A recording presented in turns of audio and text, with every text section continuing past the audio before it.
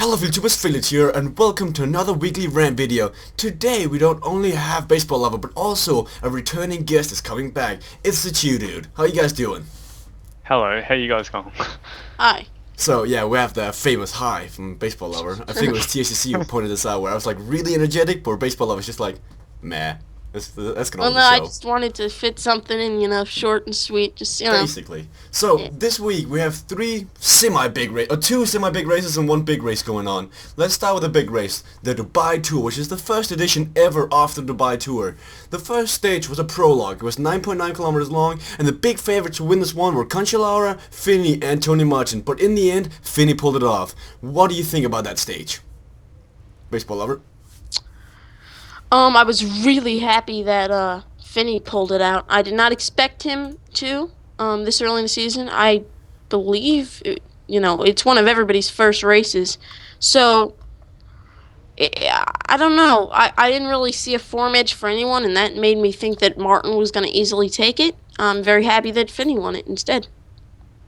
Yeah, we also had Tony Martin who was racing, or he started last, and he did also complain about it as well, saying that he had to race against the wind. But I don't really buy that. You get what you get, and Yeah. too bad to him. He wins like most of his time trials, and staying off last is generally an advantage. I don't think you can complain about that. We also had Cancellara in there. He did alright, 25 seconds behind. Guess he's not in the best form yet, but good to see the BMC riders 1 and 2, and Hans Norman was there. Oh, Lasse Norman Hansen. Yeah. What a beast. In third place, he made our Danes proud. Last year in the World Championship of Time Trial, he was also like 7th or so, and that's when everyone was in form, so this guy's one to look out for in the future. So that's really exciting. But by the way, guys, Yeah. little fun fact, did you know that Taylor Finney only used the brake twice in 9.9 kilometers? That is like, Must be lush. how do you take a turn without braking when it's like, some of the turns on this stage was very, very technical, so you would expect people to use their brakes even more, and he didn't at all. So, guess I had this stage Yeah. figured out being first and second. Yeah. So, the second And- stage was a sprint stage, and we had two big sprinters in this race, or in spectacular, two big sprinters. It was Marcel Kittel and Mark Cavendish, but there were also a lot of young ones there who could do something. But the winner of the second stage was Marcel Kittel. What do you think about that, dude?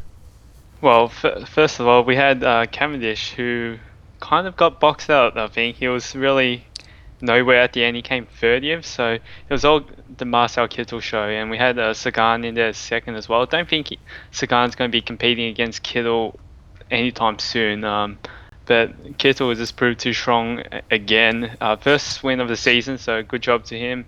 Finney surprisingly got third as well, so there's a couple of these little sprinters in there around, but Marcel Kittel is definitely the big name there. Definitely. So what do you think about that state baseball lover? I was very surprised with Finney. There was a lot of sprinters there, but the race was kind of blown up. That's a nice little wordplay there when there's a lot of wind in that stage. Yeah. Which caused, like, the sprinter straights Yeah. in that stage were non-existent. Like, if you followed the live stream from Eurosport, you could see that Omega Pharma Quickstep trying to set up a sprint train, but with about 5 kilometers to go, the wind was so heavy that it just fell apart. They couldn't keep it up there, and that's when Mark Cavendish got boxed in, and he never found his way to the front. If you go on the Cycling Hub and watch the final kilometers of that video, you will see from 2.2 kilometers to the 1 kilometer mark, Mark Cavendish is nowhere to be seen, and it's only in the last kilometer he actually moved up to like 10th place, which is, you waste a lot of powers doing that.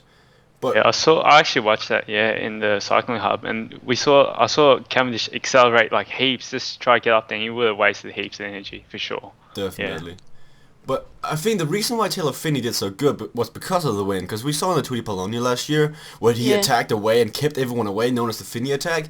Well, he could have done the exact same thing here and won if he didn't. I actually think he would have done that if he did not have the leader's jersey. I think he actually would have attacked away, because this stage fit him perfectly. It was technical, and there was a lot of wind, and the sprinters did not have the team supporting him. So this was a stage I think Taylor Finney could have won if he didn't already have the leader's jersey. Yeah. I can't help but noticing the Garmin Sharp train. Actually, there was a train for Garmin Sharp. They finished 10th, 11th, and 12th. And Raymond Crater sucks because he took up the 10th place, and then Lars Norman Hansen and Tyler Farah were stuck behind. What the hell? Well, when you're that far behind, does placings really matter? Yes, it does. When I you're a guess. betting man. Oh yeah, when you're betting, man. Yeah, we can talk about that later, maybe.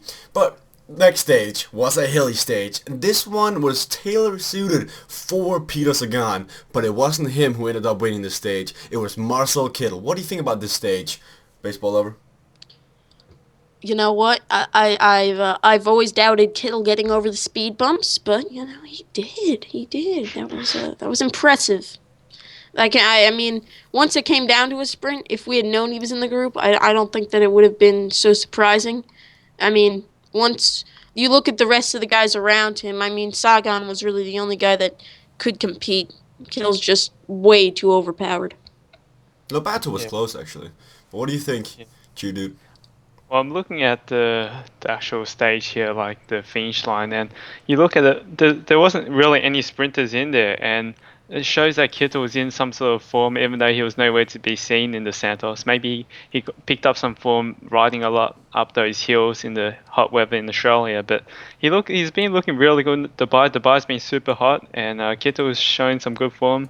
And then we saw Valverde, he came 7th in that stage, so that's interesting as well. Definitely.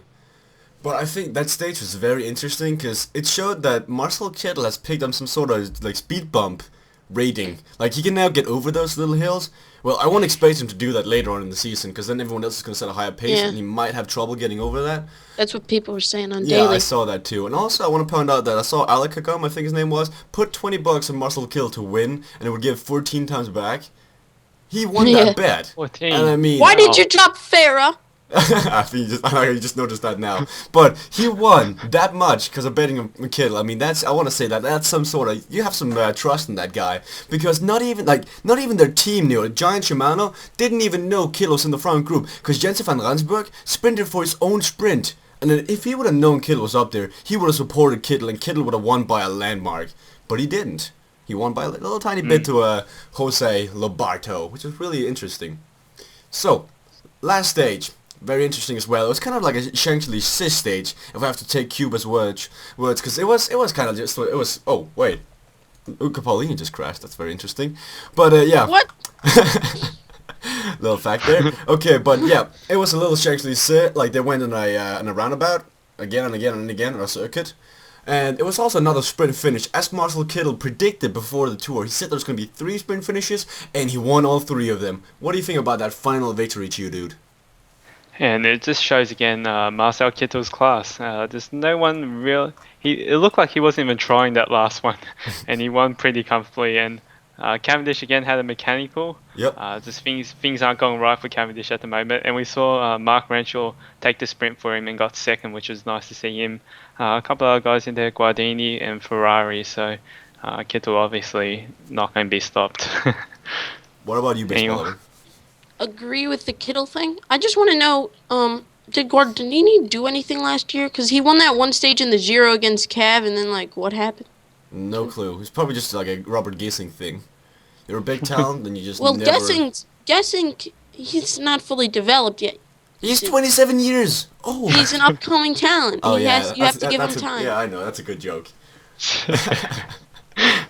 Well, I love the in Fias's video. Open PCM 11. exactly. That's back when he actually had a chance of doing something, but the years have not been good to him.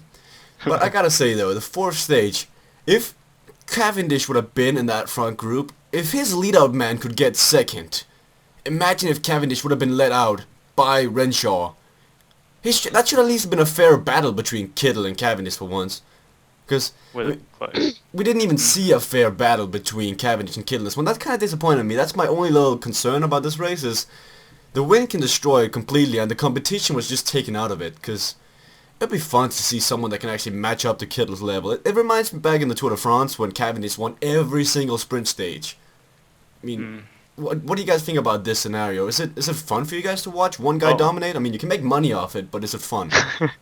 Well, No. I just want to ask the question. Do you think Cavendish has gone slower, or do you think Kittel is just too quick for him now, or what do you guys think about that? Cavendish is not in form. I mean, that's probably the only thing that's keeping Cavendish away right now.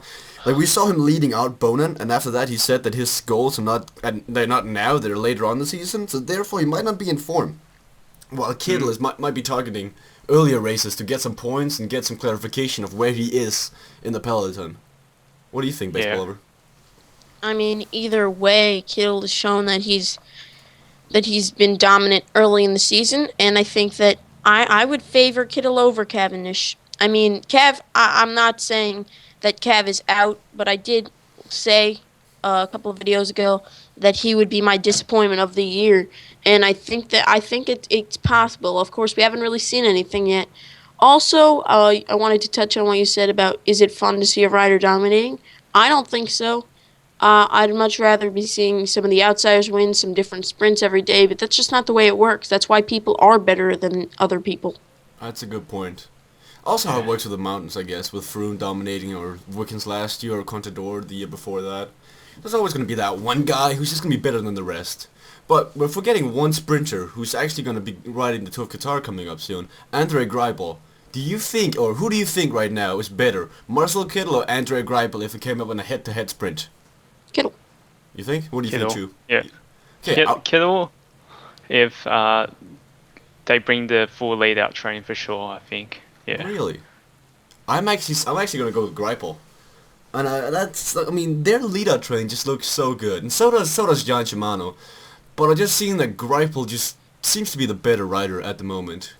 Well, you have to remember something. What? Degenkolb is not going to the same races as Kittle and leading him out right now. He's never gonna do that ever again. I don't think so. He Yeah, used to. I don't see that happening. Because sorry, but that's suicidal. Because Degenkolb could ride his own sprints 100%. He doesn't need to lead him out anymore. I mean, if you gain more points of having Degenkolb and Kittle going to different races. Because they have Single Dam, they have Rinchberg, they have Wheelers. They have so many great lead-out men. They don't need Degenkolb. I mean, they could set up 2 lead-out trains if they wanted to. Yeah. So I don't see the sense of having Degenkolb lead out Kittel. I mean, you might need him for the Tour de France. That's what I mean. But I don't think that's going to happen. Well, Greipel's definitely the better all-round cyclist. He's better, I think, in the hills. If you get in there, better obviously on the cobbles as well. In the sprints, it's debatable, but yeah, Kittle's earned his respect now, I think. So I'm giving my respect to Marcel Kittel. But Kittle's still a really young guy. Remember? Yeah. But as we saw on the Tour Down Under, though, Jürgen Roelandts, great lead-out man, actually managing to get second place in one of the sprints in Tour Down Under. Doesn't that deserve some sort of credit? I know Hansball's gonna love this, but I mean, I would actually say that Roelandts is really informed. It's gonna be looking like a great lead-out man because he has moved up in the ranks. It used to be Roelandts, then Henderson, then Greipel. Now it's Henderson, Roelandts, then Greipel. So Roelandts might actually be a really good guy sprinting in the near future. Who leads out Greipel at the Tour? Henderson or Roland, do you think? Roelandts. Henderson. Well, Henderson. why would they mix up the train then? I don't get that. Are they trying out different things, or are they just? Yeah, they're just testing it. You know. Well, it seems to be like working safety. because you won 2 stages. I don't know. It's tough to say. It's all in the future, but I mean, It's February. Like Uh-huh. you don't really I guess can't we'll really see in the tell Tour of what you're doing Qatar. for the tour. We'll see in the Tour of Qatar how good it's going to be. Is Roelandts? Yeah, Roelandts is going to the Tour of Qatar. I know that. I saw a tweet from him. But he's going to the Tour of Qatar with Greipel, and we're going to see if Roelandts is going to lead out Greipel again, because that combination could actually be deadly. Okay. 1, 2. Yeah, anything you want to add to the Tour of Dubai, or we can move on? Very good from BMC, 1 and 2. Good start to the season, bad start to the season last year. So good to see him do well this year. So yeah, that's about it. Okay. Anything you want to add, Baseball Lover? Nope. Okay. Then the next race, which is a race that has probably not the same amount of like high priority riders, but it's got some decent ones that we gotta keep an eye on. It's the Étoile de Circus. It's a 2.1. I totally butchered that name. 2.1 category race in France, and it's also pretty much a sprinter's race. And we're gonna see guys like Nasser Bohani, Branko Kurt, and Degenkolb there. They've been doing really good, but as we mentioned Degenkolb before, he's been really disappointing in this race. And I guess we don't have any footage of this race, so it's gonna be No. tough to talk about. But Yeah. I mean, the ones we can talk about is stage 2 was won by Nasser Bouhanni. He beat both Brian Cockurt and Degenkolb. What are your expectations for Nasser Bouhanni in this upcoming season? You can start this one off, baseball over. Um, I never really saw him as the sprinter of the future for FDJ. I always thought that was Demar.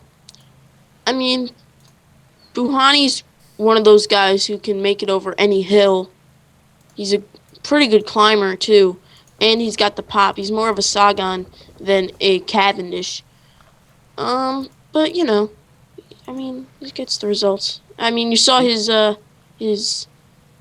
stats in the ASODB. So High up there, but yeah. yeah. What do you think, I think- Dude?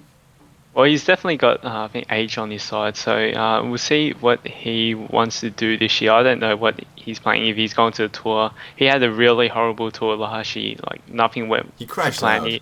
He crashed out as well. So hopefully we can see a bit more from him. Again, this race is pretty much made for Frenchmen. So it's pretty much Frenchmen winning every stages at the moment. 4/5 of everyone in this stage is Frenchmen, so Yeah. it's set up to do that. I guess, okay, so the next stage you have another Frenchman who's also not coming down, Brian Cockurt. I personally love this guy because I have his autograph. He went to the Tour of Denmark. Didn't do that much, but this guy is going to be a beast. And I know he's going to the... Yeah, he's going to the Tour de France this year. I'm really sure about that. We're going to see him sprinting in the Tour de France. What do you guys think about this? Do you think Brian Cockurt can get top 5 in a sprint? You can start this one with you, dude. In a tour stage, it's very tough. Obviously, everything is like amplified more. It's just a lot more hectic, and you don't know what happens. For a rider like him, maybe not. If he's got to have experience. He could maybe get a top 5 in one of the stages, but I don't think it'll be consistent. He might pop in there once or twice. That's the best I can see from him. Certainly not going to win any stages though. Oh, you don't think so? Yeah. Exactly. Oh, I would have this guy as a joker for winning a sprint stage. This guy, if he gets the right wheel, imagine him on Kittel or Cavendish's wheel, and they just go all out and he just goes around him. It's going to be a photo finish. I could see it for one of the stages. I mean, I'm also an optimist, so... What do you think, baseball? Maybe. Wait, Oh, dude, yeah. relay on 65 at the front. Sure. Okay, I'll relay 66 in the peloton. What are you saying, dude? You can finish that off. I think I interrupted you. No, baseball can go. That's pretty much it. Okay. Nothing. Yeah. Yeah, I agree with the TheChudude. I'm not really too confident with his chances of winning a stage, but he's still an upcoming talent, unlike Gessink. So you have to take into account that he's just trying to grow his prospects every year. I definitely see him for top 10s, getting top 5s, but there's just so much other competition at the Tour de France. Kittel, Cavendish, Greipel, Sagan. The weak side also for the Tour Farah. de France is that they have no lead-out train. I mean, That's it. have you Yeah. ever seen Europe cover the lead-out train? If they still had Arishiro, I guess they could. Is he still on their team? I don't even know. I don't even know. I guess they could use Arishiro as a lead-up man for Cockurt, but how much is that actually gonna do? If to be honest, it's a weak team for at least for sprinting reality. And today's another sprint stage in the Etoile du Bessèges. And who do you think is gonna win this? It's a pancake flat stage on a good day. Who's the strongest? Nasser Bouhanni, Brian Cockurt, or John Degenkolb? You can start off this one, baseball lover. Oh man, I don't know. I mean, when I look at that list, I'm like, whoa, all the second-rate sprinters. I don't know. And I don't mean that in like offense to them. I mean like not Cavendish, Greipel, Kittel, but like the guys right under them. And I see that, and I'm like, I don't know, because it could go any way. What's the stage profile like? Total flat. Stand flat? Pancake flat. Okay. I think that favors. I don't know. They're all kind of the hilly sprinters. It's true. That's kind of what they all are. Actually, Brian Cockurt is more of a flat guy, I'd say. At least, Yeah, I don't know. At least for my PCM knowledge, I have him on. I have him That's on. all that matters. That's how I get most of my knowledge. It's also what got me bashed on PCM Daily for saying that Peter Stedner is better than Arredondo. So never rely on PCM. Well, it's true. Is it? I think Yeah, he is. I don't Yeah. know. Arredondo beat them twice, it's so it so can't be true. true. It's true. He's American. That nationalism. But I guess that's the total percentages. Anything you want to add to this race? We don't get that much information out of this race, so we have to go off speculations. Any finishing touches to this race or these riders? Nah. Frenchmen's. Okay. That's it. Then another race that's going on. This is one of the Australian proud races, the Herald Sun Tour, which you should be quite familiar with, TheChudude. Yep. The first stage was a time trial, a prologue, very short one, 2.5 kilometers long. It was won by Jack Bauer, the Garmin Sharp rider. What do you think about this, TheChudude? What do you have to say about Jack Bauer?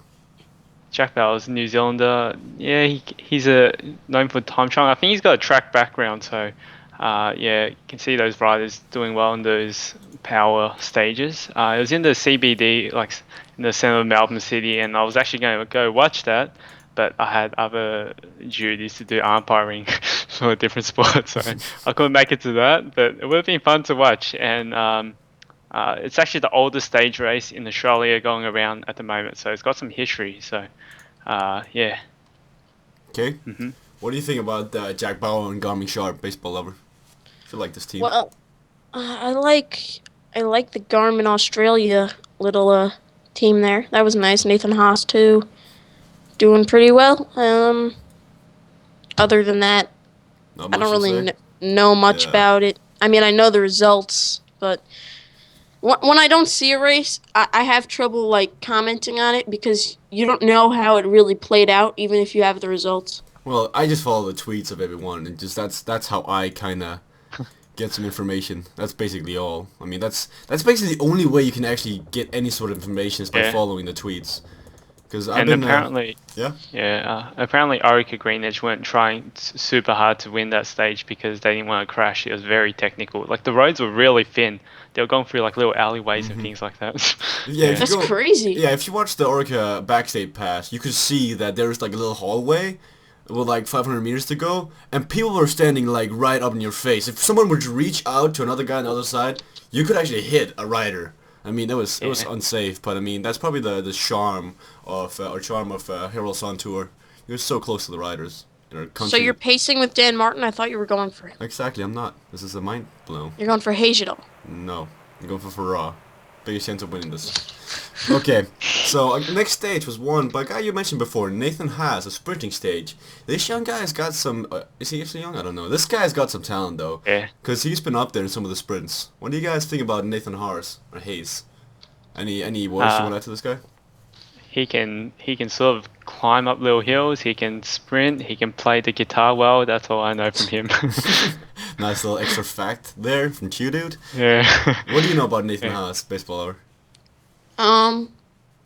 Not much. I mean, he's one of those guys where I've played tons of Garmin careers, and he never really had a specialty in the stats.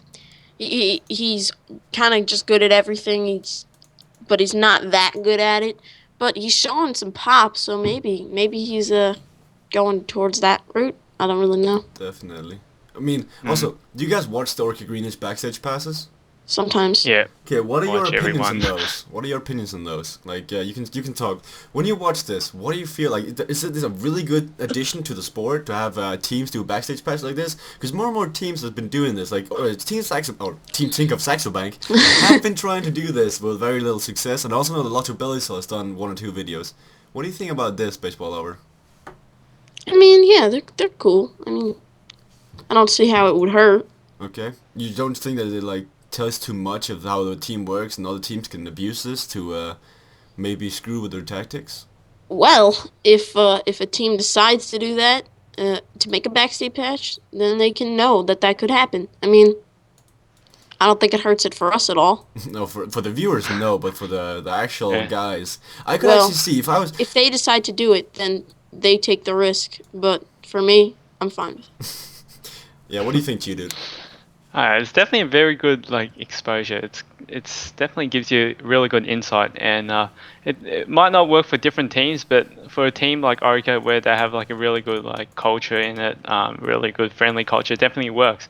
And then you might get a team that's they all don't speak the same language and this and that. It doesn't really work that much. I don't think you can do Yeah. something like that. That's true. That's Yeah, that's so what Saxo Bank. That's the downside of Saxo Bank, because since forever we've had like so many different nationalities on our team, and they don't all speak English that well. So like some of the backstage passes, they just hurt to watch. Like when you hear them having like Danish accent speaking English, and you know how bad it is, and you're like, oh, just shut up, get on with it. You click off. Just don't. Exactly. Just don't. And that's the thing. Also, I Ye- think that personality comes into it, because Orchid Greenwich personalities, like Jero and Dale Impey and Clark and Matthews. I mean, I wouldn't like this team if I didn't see all these backstage passes. What do you think, TheChudude? And it also helps when they got good like makers, like actually putting efforts into making the backstage pass look good with good quality and things that those little things make it a lot more fun to watch, I guess. And it's Definitely. very consistent. They put up video, so It's all the yeah. races they're in, basically. I think. Yeah, I don't think they've missed a single race they've been in. Or I guess if they're in multiple races at the same time, Dan Yeah. Jones is gonna have a tough time editing both at the same time when he's only at one. I guess that's kind of rough. Well, next stage was won, or second stage was won by a breakaway. It was won by Simon Clark, an Arcade Green Edge guy. What are your guys' opinion on Simon Clark? Because we've seen this guy do very good before. Do you think this guy is the Yeah. one to watch out for in the future? You can start off TheChudude since he's Australian, I believe. For sure. Yeah. He's actually very good in the mountains. Can sprint as well. Like we've seen him sprint in the Welter as well. Got the mountains jersey 1 year. He did well in the World Championship. He came fifth, so that's really good. I actually told my friend to put a bet on him to win the World Championships. It was $750 if he won, and my friend Jeez. my friend put $1 on it. Yeah. It's not bad. And he but- lost. Yeah. Well, he lost a valuable effort. A very good bet. Yeah. I mean, that's not bad. So yeah, well, speaking about betting, I was actually thinking about betting on Cavendish yesterday, or today actually, to beat Kittle, because he gave like 3 times back if he would beat Kittle today. And just when you know Cavendish, he's not going to take a loss very good, so he's going to go out and go all out for winning the stage, but because of that mechanical, he didn't win the stage. But I guess, is there any topic, like I have some prepared, if you have anyone you want to talk about, do you have any topic you want to talk about? Because we've gone over all the stage races going on at the moment. Yeah. Any pretty topic in much. particular you want to discuss? We can talk about the up and coming. Was it Tour of Qatar? Was it Qatar? Tour of Qatar. Yeah. Yeah. We're talking about a couple of riders that are going to be in it. Sprinters. Greipel's going to be in it. Who else? Yeah. I don't have the start list, you guys have it. I don't have it with me. Oh, go to Pro Cycling Stats real quick and check it out. But I can say one thing real short. If you have played PCM before, you have to love Tour of Qatar. Because back in the days, Tour of Qatar was one of the first stage races coming up after the Tour Down Under. And it would be complete flat, be a high wind, be a prologue. Yeah. It'd be for me, it's the best memory of PCM, it's all our career at least, was to ride the Tour Down Under, beat Cavendish with a mediocre sprinter, and just have a lot of fun that way. I mean, Yeah. that is just the core of fun in this game, in my opinion. Take a young Yeah, I guy got and beat them. I got the start list here. Tom Boonen's going to be in it. He's won this about like 3 or 4 times already, so he's got like superb record here. And look out for Tom Boner, because this is one of the stages where it's like a super straight. You don't turn much. I remember there was like 150k ride where they only turn like twice or 3 times the whole time. So it's a pretty straight road. If the winds come in, Tom Boner is going to be the one to, I think, take it away from everyone else. Greipel's going to be in there. Sky, Daniele Benatti is going to be. Cancellara's in it. He's Viviani. busy. Oh yeah, Viviani's going. That's what I know. Viviani's going, and he's gonna do very good. Moreno, you are so cool. Nah, just Marina. Screw off. But yeah, I can say Viviani's not gonna do much. I mean, he was third in the Tour Down Under, but don't expect him to ever beat Greipel as of now. In the future he might, but now he won't. But I The mean, sprinters, they've got Christoph from Katusha, Theo Boss, and Demar. That's Guardini as well. well, Theo Boss might actually do something. He's like He could. Belkin is one of those teams that don't have any speciality except cobblestone. Like I feel like that team is only cobblestone. Like, what do you guys feel about Yeah. Belkin? That's the one I actually want to talk about, because over the last couple of years, what have Belkin / Rabobank actually done for themselves? Because Other than Balkimolam and the Tour de France and Stefan Marke in the classics, what do they have? Because Theo Boss and Lars Boom and those guys, they don't really sprint that much, do they? Because I don't remember seeing any big results from them. Yeah, it's a thing like Balkan. They've had a lot of problems in the past. Was it Rabobank? There's Blanco. They swapped their names heaps. They they kind of don't have an identity really, and definitely I think they're searching for one at the moment with probably like a was it Van Mark, Sepp Van Yeah, Mark. Stefan Mark. Yeah, a couple of those Who guys. actually So plays PCM, fun fact. Stefan Marke plays PCM in his spare time. Fun fact. Another guy that used to do that was Janis Brajkovic, who used to be a he used to be a member of PCM Daily. Some of the big guns actually realizing there's a game out there for cycling. I don't know how much they enjoyed the game, but yeah, they realize it's out there. I mean, with 2 kilometers left, guys, I think we're gonna say thank you to both TheChudude and Baseball Lover for coming on here. It's been a joy. Go watch TheChudude's channel. He does these sort of videos a lot where he talks about the stages. He does his career mode. Really interesting to watch. Go to watch Baseball Lover's channel. He doesn't do that much PCM, but he's got his Guinness career mode. He's got his Simulations 5 Let's Play with the Netherlands, looking very interesting. I myself have been following that because I'm so bad at Civilizations, so I've been trying to get better at it. But anything you want to say before leaving this, TheChudude and Baseball Lover? I have to say that I should have attacked earlier. Nice win by TheChudude. yep, tactics work straight to plan. What are you saying, TheChudude? Also, master blocking by Marina. Exactly. So, finishing touches. It's always a pleasure to be on here, and hopefully it was an entertaining video for you guys to watch and listen to, obviously. So hopefully we'll be around for more of these videos, and give it a like and comments on what you guys think about some of the topics we talked about. How about that? Yep. See you guys later.